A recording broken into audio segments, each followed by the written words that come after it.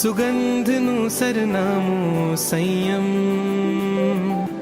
કોયલનો ટવકાર સંયમ,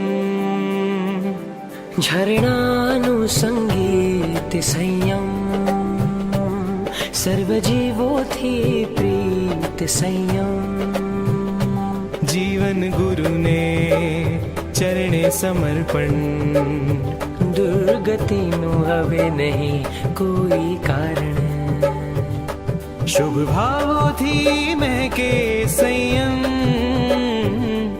સુગંધનું સરનામું. મારી ઈચ્છા વૈશાખ 8 મે 2024 ના દિવસે છે કોલ્હાપુરમાં આચાર્ય ભગવાન અભિષેક સિંહાસન દિશામાં મારી ઈચ્છા છે તે બધા મને આશીર્વાદ આપવા આવજો.